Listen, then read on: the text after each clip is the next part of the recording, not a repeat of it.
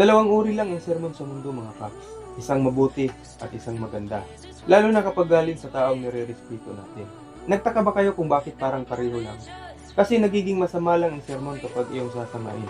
Kapag hindi mo tatanggapin, lalo na kapag na-trigger nito ang ego mo. Ang pride mo, di ba? So kahapon lumabas ako para mamalingki. Tapos sa daan papuntang palengke na ambos na naman ako at palagi na lang kapag nakikita ko ng sasangin ng kapitbahay namin kung dyan. Naging kaibigan na rin namin siya kasi yung mga tauhan niya, mga Pinoy din at tropa rin namin at saka kamag-anak pa ng sadangin namin. At ako'y medyo napalapit na rin siguro sa kanya dahil minsan rin akong nakapag-arabite sa kunggang niya. Atin-atin lang to mga paps, huwag niyong ipagkakalat, bawal po yun. Oo, dati nung pagdating ko pa lang dito at kahinaan ng company namin.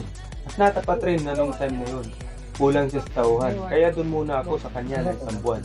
Medyo mabunganga nga lang ng konti, kaya minsan maiinis ka na lang kapag nasubrahan na rin. Hindi ko pala siya binidyo kasi nagbabike ako.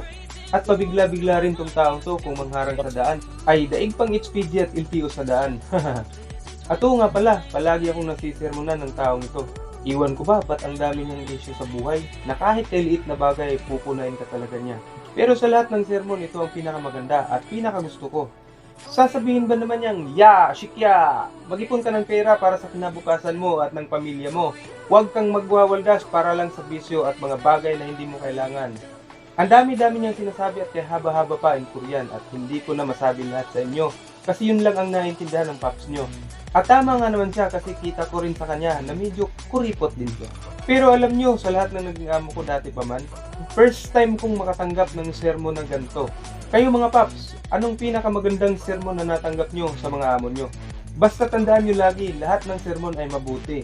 Nasa sa inyo na yun kung paano nyo tatanggapin. Ingat!